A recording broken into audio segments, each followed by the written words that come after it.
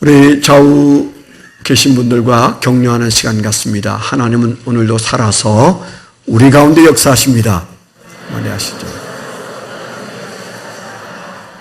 네. 오늘 우리가 읽은 말씀은 예수님이 부활하신 후 40일이 지난 다음에 일어난 일을 얘기하고 있습니다. 굉장히 중요한 예수님의 승천 소식이죠. 오늘 말씀에 보면 9절에 이 말씀을 마치시고 그들이 보는 대로 되올려져 가시니 구름이 그를 가리워 보이지 않게 하더라 그랬어요.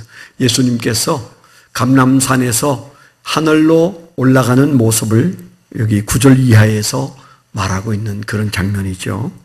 그래서 예수님이 부활하시고 승천하시기까지 40일 동안 예수님이 세상에 계셨는데 그때 여러 모양으로 사람들과 만나시고 자신을 드러내시는 중에 오늘 사도행전 1장에 나오는 장면은 마지막 순간의 장면입니다. 그런데 이 사도행전 1장에 나오는 얘기가 우리에게 말하려고 하는 우리가 읽었던 본문의 아주 중요한 키포인트는 관점이라고 말할 수 있어요. 관점. 여기 이제 두 개의 관점이 등장하고 있어요. 하나는 예수님의 제자들의 보고 있는 관점이 뭐냐, 그걸 말씀하시고 계시고, 다른 하나는 예수님은 그러면 뭘 보고 계시냐, 예수님의 관점을 말하고 있다는 거죠. 사람은 이 관점이 굉장히 중요해요. 그래서 무엇을 보고 무엇을 생각하느냐, 우리가 그 관점을 다른 말로 관심이라고 말하는데, 우리의 그 관점이 찾아가는 곳이 관심이에요. 그 관심 따라서 우리는 사는 거죠. 그래서 예수님은 무엇을 관심하고 계시고 제자들은 무엇을 관심하고 있는가에서 판이하게 나타나는 두 가지 차이를 1장에서 말하고 있어요. 여러분, 오늘 교회 여기 와서 앉아 계신 것은 발이 오는 대로 따라오셨습니까? 아니잖아요.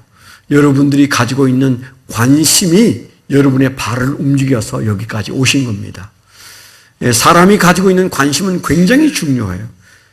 그 관심이 곧 신앙일 수 있어요. 저도 살면서 뭔가 필요하면 메모를 해요. 예를 든다면 무슨 책이 필요한데 그 책을 사야 되겠다. 그래서 책 제목을 수첩에 쓰죠. 그러면 불과 수일 내지는 수주 안에 그 책이 떡 제 책상 위에 올라와 있어요. 여러분들이 백화점에 가서 보고 저건 너무 좋다, 정말 저건 가지고 싶다, 그러면 빠르게는 수일, 길게는 수년 후에는 여러분의 집에 들어와 있습니다. 그렇죠? 사람의 관심을 벗어나기가 참 어려워요. 사람이 어떤 관심을 가진다 그러면은 그 관심에 따라서 행동이 일어나고 모든 주변 환경이 움직이게 되어 있습니다. 그래서 무엇을 관심하느냐, 그건 대단히 중요한 거죠. 오늘 이 1장에서는 예수님의 제자들이 무엇에 관심이 있는 것 같습니까? 예수님에게 이런 말씀을 합니다. 예수님이 말씀하시는 그 이스라엘 회복이 이제 일어나겠지요? 주님, 그 회복의 때가 이때입니까? 그렇게 예수님에게 물었습니다. 6절에 보니까 그런 질문이 나와요. 그들이 모였을 때 예수께 여쭈어 이르되 주께서 이스라엘 나라를 회복하심이 이때니까. 이제 글자로 되어 있어서 여러분 별 감흥이 없을 수 있습니다. 그런데 이 질문은 그때 그들의 초미 관심사였어요. 이 질문의 뜻이 뭡니까? 예수님이 처참하게 죽었다가 3일 만에 이렇게 아주 놀랍게 부활하셨는데, 그러면 예수님은 하나님의 아들 맞습니다. 그러면 예수님이 우리가 믿었던 그대로 메시아로서 우리를 지배하고 있는 로마와 헤롯 대왕과 주변 모든 나라들을 예수님이 정복하고 이제 예수님이 이 세상을 뒤집어 엎어서 예수님이 말하던 그 나라를 이루실 때가 이때 아닙니까? 그렇게 물은 거죠. 그 질문이 어떻게 보이십니까? 어떻게 보면 이제 부활했으니까 그런 질문을 하면 마땅하겠지, 이제 우리가 이렇게 생각할 수 있어요. 그런데 이 질문을 던진 의도를 우리가 조금 더 자세히 들여다보면 그 질문은 다른 데서 온 질문이 아니에요. 이 질문은 이제 고생 끝이고 낙이 시작이 된다. 예수님이 오셔서 이제 부활하셨으니까 이 세상은 온통 예수님의 발 아래 있고 예수님이 세상을 통치하면 우리는 예수님이 앉혀놓은 그 건좌에서 이 세상을 호령하면서 살 날이 드디어 왔구나. 그런 생각이 그들 마음속에 들어온 거죠. 이런 비슷한 얘기는 예수님이 죽기 바로 직전에도 있었습니다. 그렇죠? 예수님께서 어느 날 죽음을 준비하고 계실 때 요한과 야고보의 어머니가 예수님을 찾아와서 속닥속닥 얘기했어요. 귀 밝은 어떤 제자가 예수님에게 말하고 있는 그 요한과 마리아의 어머니의 얘기를 귀담아 들으니까 깜짝 놀랄 비밀스러운 얘기를 하고 있습니다. 그 얘기가 뭡니까? 예수님이 말하는 그 나라가 이제 곧 도래하면, 곧 오면 오른쪽에 앉힐 사람과 왼쪽에 앉힐 사람은 정해져 있습니다. 우리 아들들입니다. 야고보와 요한을 예수님께서 오른편과 왼편에 앉혀 주십시오. 그 얘기를 한 거잖아요. 그 말을 들은 어떤 제자가 바로 가서 누구한테 얘기했을까요? 베드로에게 얘기했을 겁니다. 지금 저 요한의 어머니가 와서 하는 말이 예수님이 권좌에 오르면 오른편 왼편엔 그 아들들을 세우겠다고 그렇게 해달라고 얘기하는데 이거 큰일 날 얘기 아닙니까? 그러니까 베드로가 너무 화가 났어. 그래서 제자들이 온통 뒤집어져서 그들이 뭐 했어요? 예수님은 죽을 준비하고 있는데 그들은 서로 싸움박질 했습니다. 누가 크냐? 누가 높은 자리에 앉을 거냐? 그런 다툼이 그들에게 있었어요. 그랬기 때문에 사실은 이 질문은 그 연장선상에서 보는 겁니다. 이 질문이 가지고 있는 의미가 뭘까요? 이 말씀이 가지고 있는 의미는 그들이 예수님이 죽는 모습을 보고 생애에 가장 큰 절망을 느끼다가 예수님이 부활하신 다음에 그들이 기뻐하고 즐거워하다가 어느 순간 지금 예수님이 승천하시려고 하는 때에 그들의 상태는 어떻습니까? 절망에서 일어나서 욕망으로 가고 있어요. 절망에서 희망으로 가는 게 아닙니다. 욕망으로 가고 있습니다. 예수님이 한 자리 하면 우리도 틀림없이 그 밑에서 권세를 누릴 것이라는 기대감 때문에 그들이 지금 현재 아주 흥분되어 있다는 사실을 우리에게 보여주고 있어요. 예수 믿는 우리가 쉬이 그렇게 될 수 있다는 사실을 이 장면에서 꼭 기억해야 돼요. 우리가 절망에서 일어서면 참으로 하나님의 은혜를 붙들고 빚진 자의 심정으로 살아야 되는데 그렇게 사는 게 아니고 아주 쉽게 우리는 욕망으로 빠져버리게 돼 있어요. 예수님이 제 아들이 지금 현재 한 자리 하겠다고 지금 현재 아주 기고만장해가지고 예수님 이때가 그때니까 그렇게 묻고 있잖아요. 우리가 늘 조심해야 되는 게 절망의 삶을 살다가 예수 믿고 난 다음에 희망이 생긴 다음에 빚진 자의 심정으로 살아야 되는데 다시 우리는 그 은혜를 붙들고 욕망으로 빠져들 수가 있어요. 이번 주간에도 아주 기분 나쁜 뉴스가 있었잖아요. 저는 요즘 미투 막 그 운동이 일어나서 가슴이 조마조마하고 있어요. 누군가 어떤 목사님이 또 이런 짓거리를 하진 않았을까? 그래서 또 알려지면 또 얼마나 많은 사람들이 예수 믿기를 멈출까? 그래서 조마조마하고 있는데 이번 주간에 또 터져서 뉴스에 막 나왔어요. 만민중앙성결교회라는 이단교회, 그 왜 이단이라는 말을 잘 안 하는지 몰라요? 방송에서는.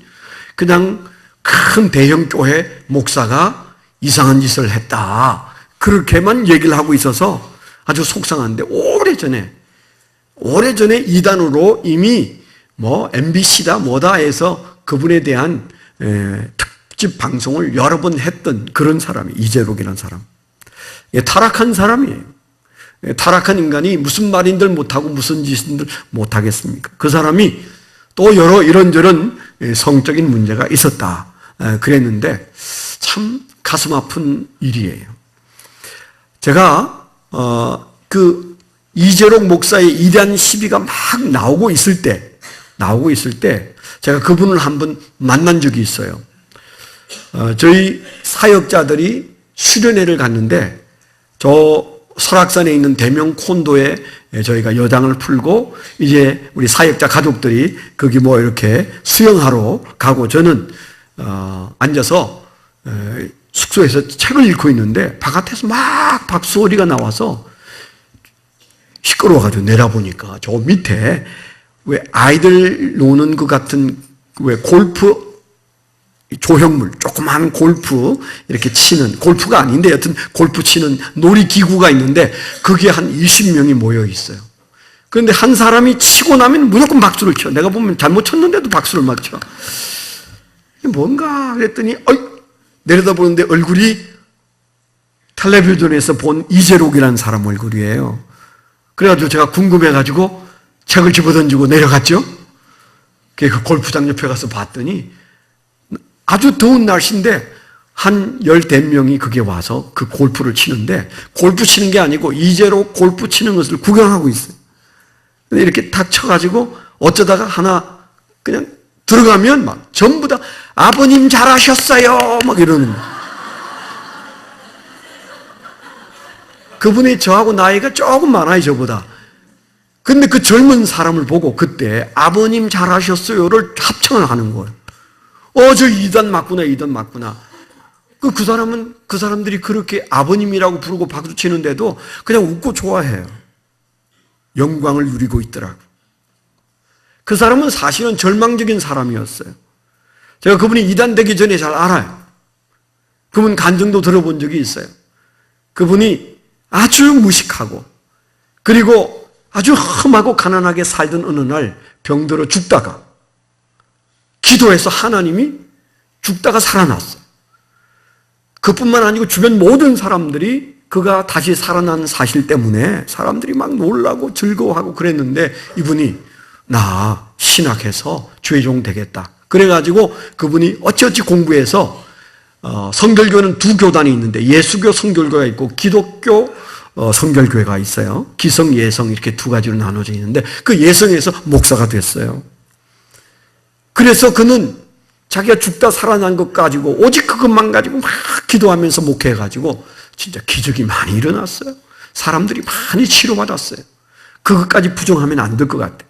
실제로 많은 사람이 병이 나오면서 그 교회로 사람들이 몰려오기 시작하면서 절망에서 일어나서 주님의 빚진 자로 잘 살아야 되는데 욕망으로 넘어가더라니까요.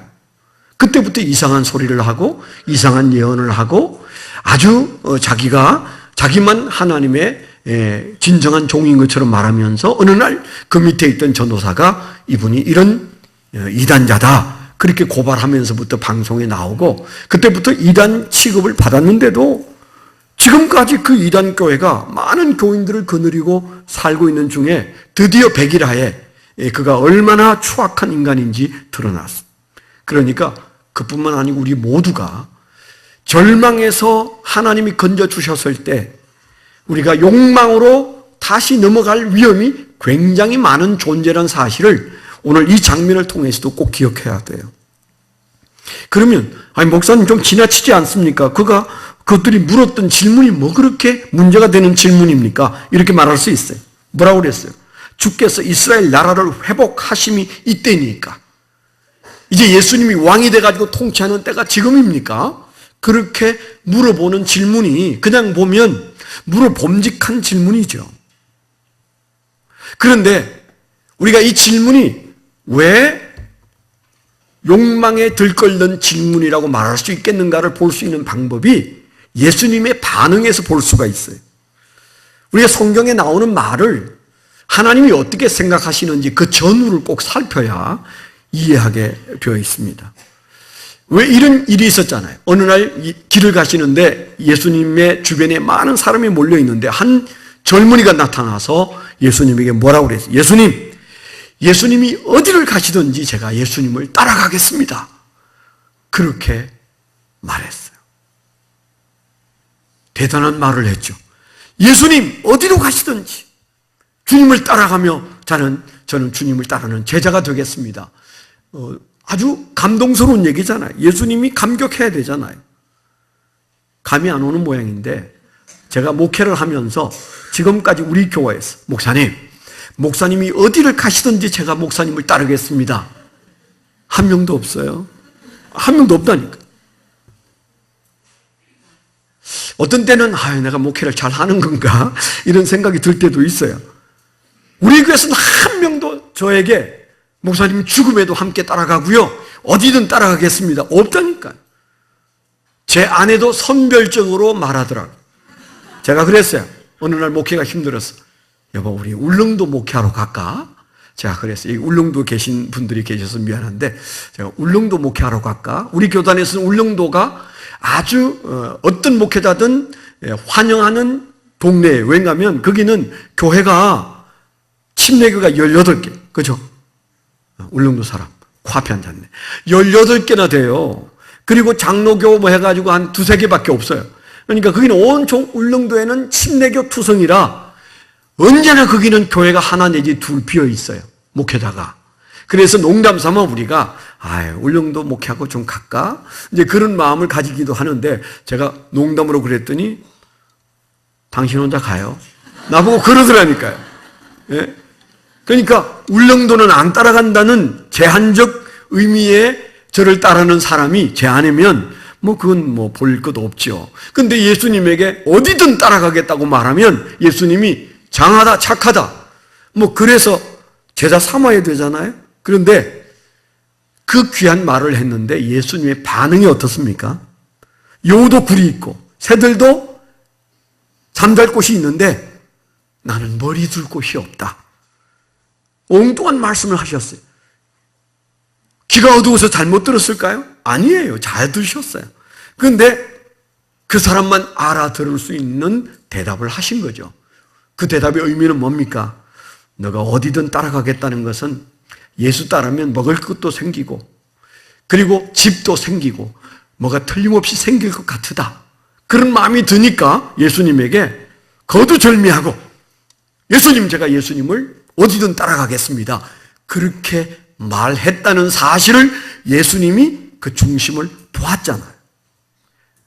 100%가 아니라는 거죠. 계산이 있다는 거죠. 그래서 예수님은 나는 머리 둘 곳이 없다. 너가 생각하는 그런 나가 아니다. 나는 가난뱅이다. 나는 집 한 칸 없고 너의 그 욕망을 채워줄 사람이 못 된다. 주님께서 그렇게 말씀하신 거잖아요. 우리가 성경을 그렇게 본다면 오늘 이 사도행전 1장에서 그들이 예수님에게 물은 질문, 이스라엘 나라를 회복하심이 이때니까 그렇게 물었을 때 그 질문이 욕망의 질문인지 바른 질문인지 알 수 있는 것은 예수님의 반응입니다. 어떤 반응을 하셨어요? 7절에 이러시되, 거기에 대한 대답입니다. 이러시되 때와 시기는 아버지께서 자기의 권한에 두셨으니 너희가 알 바 아니요. 너희 왜 그게 관심을 가지고 있어? 너희가 할 일이 아니요. 관심 가지지 마. 너의 관심이 잘못됐어. 내 관심과 너의 관심이 틀려.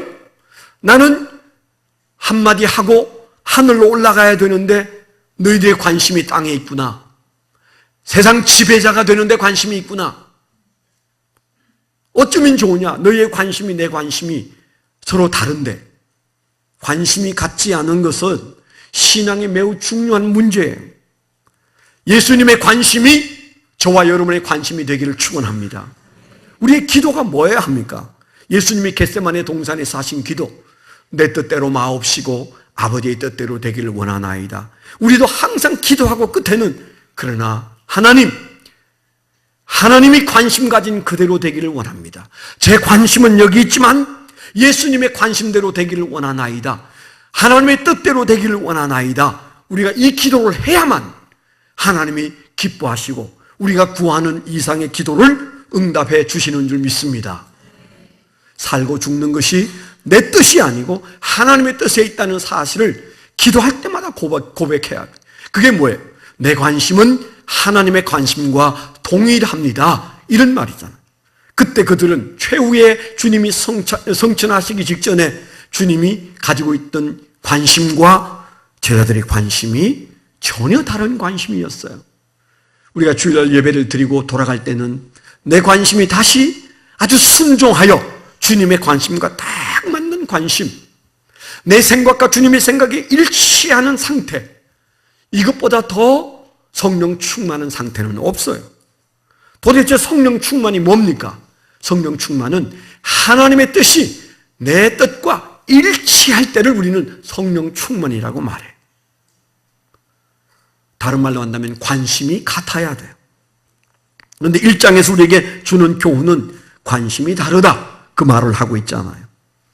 그러면 그들의 관심은 세상에 있는데 예수님의 관심은 어디에 있을까요? 예수님은 지금 어디에 관심을 두고 있습니까? 오늘 우리가 읽은 말씀의 전체를 놓고 딱 한마디로 말하면, 너희는 이 세상에서 잘 먹고 잘 살고 세상 지배하는 것에 관심이 있느냐? 아니다. 내가 너희들에게 바라는 나의 관심은 너희가 이 세상에 남은 시간 동안 나의 증인이 되는 것이다. 그렇게 말씀하셨어요. 내가 부활한 이 사실을 사람들에게 말하는 증인으로 사는 것이 나의 절대 관심사고 너희들에게 말하고 싶은 관심이다. 그렇게 말씀하셨어요. 오늘 말씀 보세요. 8절에 오직 성령이 너희에게 임하시면 너희가 권능을 받고 예루살렘과 온 유대와 사마리아와 땅끝까지 이르러 내 증인이 되리라. 이 말씀하시고 9절에 이 말씀을 마치시고 그들이 보는 대로 올려져 가시니 그랬어요. 그러니까 예수님이 이 세상을 떠나실 때 마지막 하신 말씀은, 우리에게 주신 마지막 하신 말씀은 딱 한마디예요. 세상에서 잠시 동안 너희들은 나의 증인이 되어야 된다. 나의 증인이 될 것이다. 나의 증인으로 살아라. 주님께서 이 말씀을 하시기 위하여 그들을 불러 모아놨는데, 그들의 관심은 예수님이 이 세상을 뒤집어엎어서 왕노릇할 때 나도 한자리 하게 될 그런 꿈을 꾸고 있었다는 사실이잖아요. 부활 주일 이후 세 번째 주일입니다. 이제 우리가 이 세 번째 주일에 기억할 우리의 부활 신앙은, 주님이 원하는 주님의 관심은, 내가 가지고 있는 가장 중요한 관심사는 예수님이 관심 가진 예수 그리스도의 부활의 증인으로 사는 것. 누군가에게 예수님이 부활하셨어요. 죽은 지 3일 만에 예수님은 부활하셨어요. 그래서 우리는 죽어도 살아요. 우리가 이 말을 하는 것을 주님이 원하신다는 말씀이잖아요. 여러분 실험해 보세요. 이번 주간에 예수님이 죽으신 지 3일 만에 부활하셨고요. 예수 믿으면 우리도 죽어도 다시 부활합니다. 이 얘기를 여러분, 말은 잘 안 나오겠지만은 노력해 보세요. 그리고 카톡에 보내보세요. 그러면 여러분 안에서 어떤 에너지가 생기는지, 어떤 은혜가 오는지, 어떤 용기가 생기는지, 어떤 희망이 생기는지, 욕망이 바뀌어서 어떤 새로운 힘으로 우리의 삶이 다시 일어서는지 경험하게 될 줄 믿습니다. 예수님께서 가지신 관심은, 그날 마지막 주님의 관심은 세상 지배가 아니고 증인 역할을 하는 예수의 부활의 증인이 되는 것, 그걸 가장 원하셔서 이 말을 하시고자 하셨다는 사실은 오늘 우리에게도 굉장히 중요한 거예요.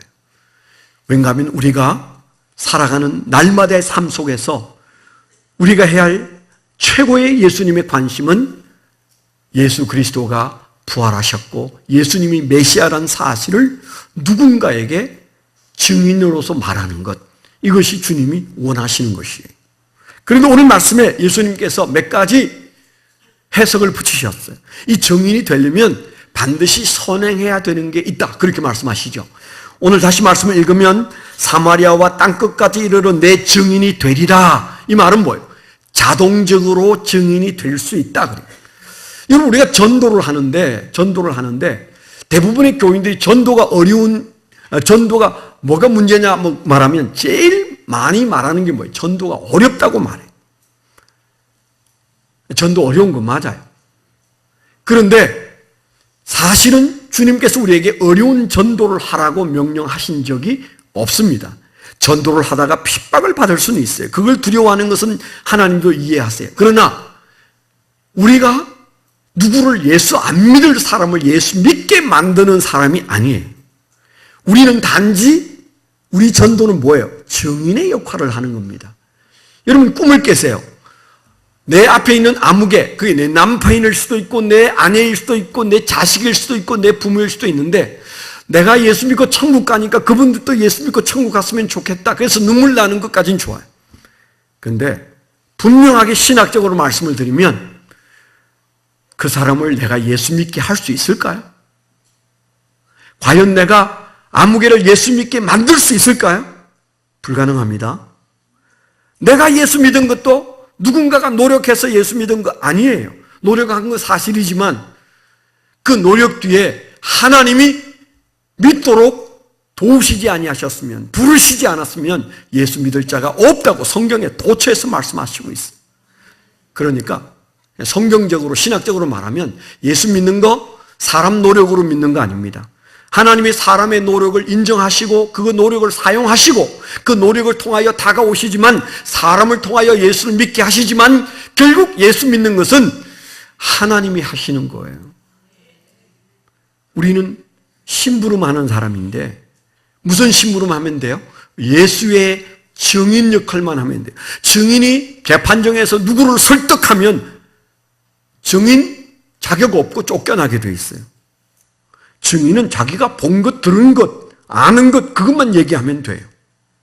그런데 거기에서 누군가를 재판장을 설득하고 검사를 설득하고 변호사를 설득하고 거기에 있는 청중을 설득하고 그 사람은 증인 아니에요.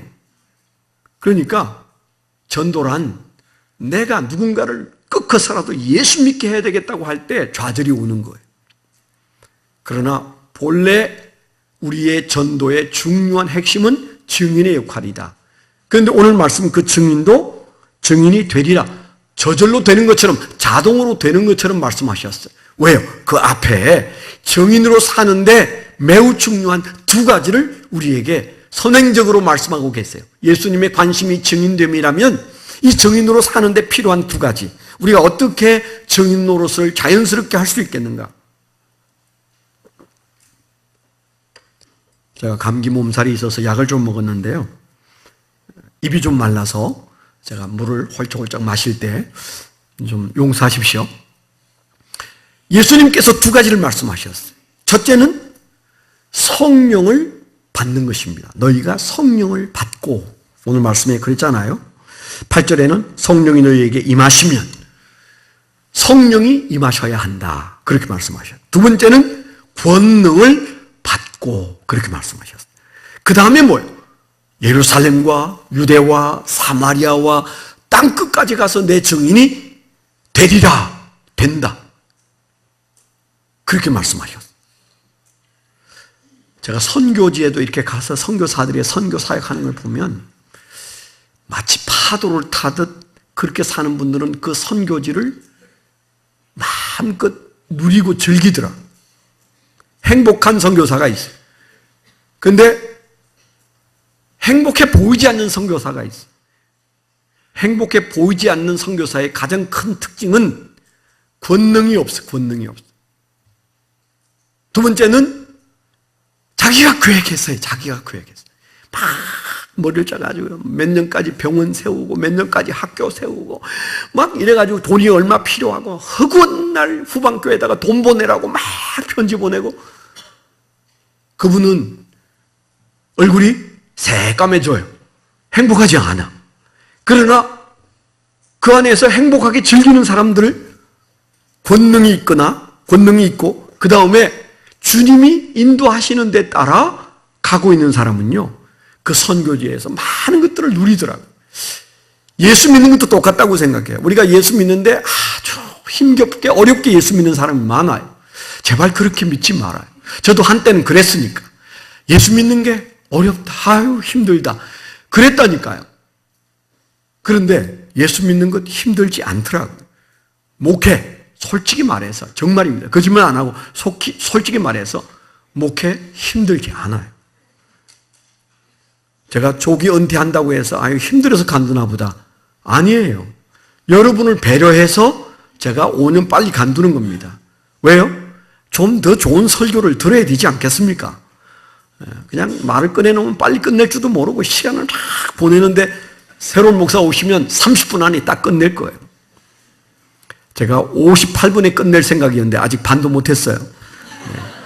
오늘 2부 순서가 있어서 제가 빨리 끝내야 되는데 마음먹은 대로 못하니까 아예 길이 없다. 한교에서 34년째 하고 있어도 그 설교 조절 못하면 이제 간둬야 돼. 네. 그래서 여러분을 배려하는 겁니다. 목회 즐거워요. 또 여러분이 속색이지 않아서 즐거운 것도 사실입니다. 어떻든 왜 즐거울까 생각해 보면 주님이 펴놓은 길대로 가면 힘들어도 행복해요. 신앙 그렇게 사시기를 축원합니다. 근데 우리는 여기 아주 중요한 말씀이 뭔가 하면 예수님께서 그들에게 뭐라고 말씀하셨는가 하면 4절에 사도와 함께 모이사 그들에게 분부하여 이르시되 분부했어요. 명령했어요. 우리에게 명령하고 있다고. 그럼 우리가 반드시 지켜야 될 얘기를 하셨는데 첫째가 뭔지 아세요? 예루살렘을 떠나지 마. 그리고 내게서 들은 바 아버지께 약속하신 것을 기다려. 요한은 물로 침례를 베풀었으나 너희는 몇 날이 못되어 성령으로 침례를 받을 것이다. 그렇게 말씀하시고 가운데 이제 욕망의 말을 한 것을 대답하시면서 하신 말씀이 성령이 너희에게 임하시면 그랬어요. 그러니까 우리가 주님이 관심 가진 증인의 삶을 살고 부활의 증인으로 멋있게 살려면 부활 이후의 삶이 좋으려면 간단해요. 예수의 증인으로 살아야 되는데 누구가 하고도 자연스럽게 예수를 우리가 말할 수 있는 자리에 서서 그렇게 살 때 우리가 상급도 받고 칭찬을 받는데 그게 자연스러우려면 전제되는 게 두 가지다. 하나는 성령이 임하여야 돼. 성령 받아야 돼요. 그걸 우리가 성령 침례라고 말해. 성령 침례는 뭐예요? 다라에 물이 있고 그 다음에 이 컵이 있다면 이 컵이 그 다라 물 속으로 들어가면 이 컵이 물에 잠기고 그 컵 안에는 물이 들어오죠. 그래서 성령에게 잠기는 것을 밥티즈마 성령에게 잠기는 것을 말합니다. 성령에 잠길 때 그때 내 안에는 뭐예요? 성령으로 충만해지게 돼 있어요. 그러니까 성령 없이 신앙생활 못합니다. 성령 없이 전도 못합니다. 성령 없이 설교 가짜예요. 모든 것이 가짜예요. 여러분의 신앙이 힘든 것은 이유는 많겠지만 결론은 딱 하나예요. 성령과 함께 가고 있느냐? 성령이 역사하고 있느냐? 어떤 사람은 성령이 내재하고 계시지만 예수를 믿어서 구원받아서 성령이 우리 안에 내재하고 계시지만 성령이 드러나지 않는 신앙을 살기 때문에 힘든 사람이 참 많아요. 이걸 우리는 성령 체험이라 말하고 순복음교에서는 성령 세례라 그렇게 말해요. 여러분 성령이 우리를 구원받게 하시기까지 우리 안에 내주에 계셔도 성령을 여러분 충만해서 체험하며 살아야 그 다음번에 나오는 권능이 나타나는 거예요. 아멘? 성령이 임하여 이 세상에 계십니다. 교회 안에 계십니다. 분명합니다. 성령이 임하여 계세요. 그런데 뭐만 해결되면 돼요? 내게서 나타나시면 됩니다. 왜 안 나타나요? 우리가 성령을 죄 지으면서 소멸해버렸거든. 성령의 불을 꺼버렸거든. 계셔도 안 나타나. 계셔도 안 나타나. 거짓말 같으면 이번 한 주간 동안 계시는 성령님 왜 제게는 나타나지 않습니까? 체험하고 싶습니다. 기도해 보세요. 며칠 전에도, 몇 주 전에도, 2주 전에도 생명의 삶 공부하던 분들이 성령 체험 시간 가졌잖아요. 불과 한 30분 가졌는데 그 시간에 방언이 터지는 분, 회개가 일어나는 분, 가슴이 뜨거워져서 견딜 수 없었던 분, 뭐 여러 가지 성령 체험을 했어요. 오늘 이제 수료하는 분들이. 그러니까 마음만 먹으면 아니 그 꼴랑 하루 금식하고 한 끼 금식하고 아니 금식 안 하고 와서도 체험한 분들이 많으세요. 원하기만 하면 성령님은 나타나기를 원하십니다. 아멘. 그래서 우리가 성령이 이미 임하여 계시고 초대교회는 2장에 나타나셨어요. 그러나 우리는 이미 나타난 성령님을 인정하기만 하면 돼요. 바로 이때는 1장에서 말씀하시고 성령 침례가 언제 일어났어요? 2장에서 일어났어요. 지금 우리는 성령 침례가 일어난 현상 앞에서 이제 우리는 예수를 믿으면 성령 받은 사람인데, 문제는 뭐예요? 성령을 소멸하고 살기 때문에 체험이 일어나지 않아요. 성령 충만하시기를 축원합니다. 그랬을 때 우리에게 어떤 일이 일어나요? 권능이 주어지게 돼 있어요. 두나미스. 이 권능이란 말은 두나미스란 말인데 다이너마이트라는 말의 본래 말입니다. 다이너마이트와 같은 폭발적인 성령의 권세와 능력이 우리 삶 속에서 나타나기 시작해요. 그래서 우리는 전도가 그저 심부름 하는 증인의 역할만으로도 누군가를 예수 믿게 만들고 하나님이 준비한 사람들을 교회로 이끌기도 하고 목장으로 데려갈 수도 있고 그의 삶이 변화되어지는 역사가 일어나고, 이게 사람이 하는 짓이 아닙니다. 성령이 하십니다. 오늘 시간이 많지 않아서 제가 여러분들에게 한 가지 좀 얘기를 하고 말씀을 정리해 보려고 하는데, 제가 아는 선교사님 한 분이, 지금은 이제 선교사가 아닌데 그분이 한국에서 미국으로 가서 미국에서 신학을 하게 됐어요. 이분이 저희 침례교 신학교 중에 유명한 사우스 웨스턴에서 공부를 했어요. 그 신학교가 유명한 이유는 제가 박사 과정을 거기서 했기 때문입니다.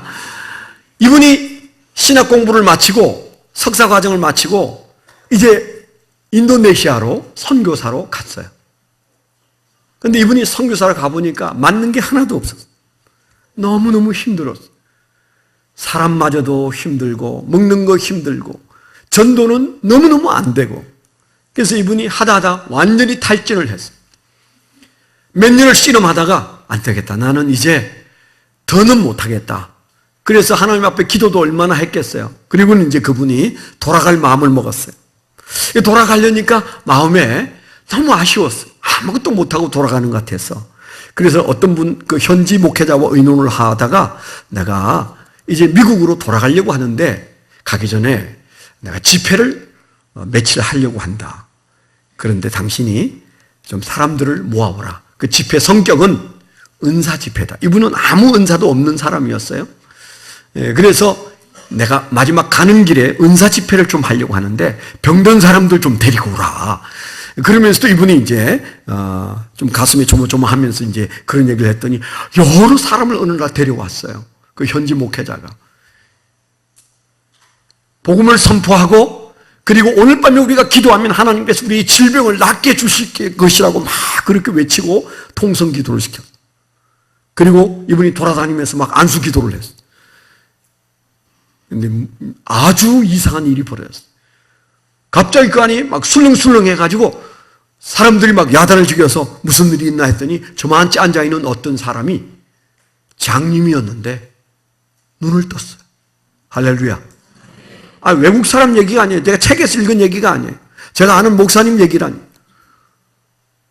눈을 떴어요. 사람들이 기뻐하고 어쩔 줄 몰라 하는데 거기에서 놀라고 있는 사람은 딱 한 사람.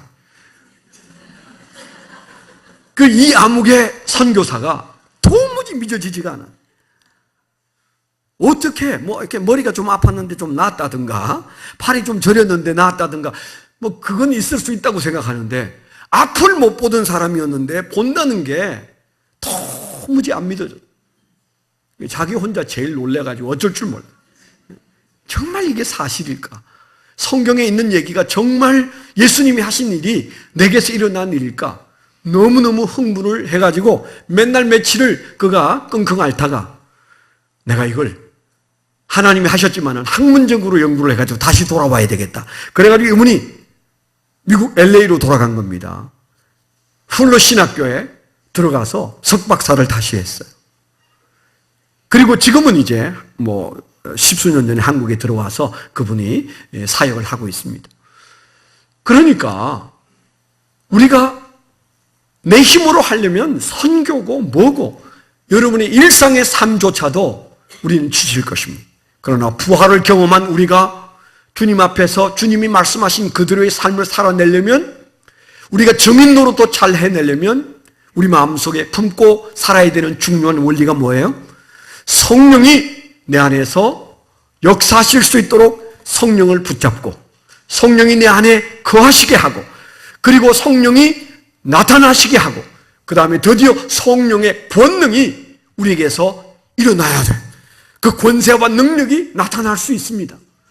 그래서 우리가 그 성령의 권세와 능력을 믿고 그리고 하나님의 인도하시는 대로 가면 증인이 되는 것이죠. 어디로 가요? 예루살렘과 유대와 사마리아와 땅끝까지 가서 증인이 될 것입니다. 부활의 능력이 증인으로 나타나는 한 주간, 내가 어떻게 해서든 예수의 증인이다 이 마음을 가지고 내가 이 증인 노릇을 잘하기 위해서는 성령 충만해야 된다는 이 사실을 붙들고 이 한 주간을 사십시오. 성령께서 우리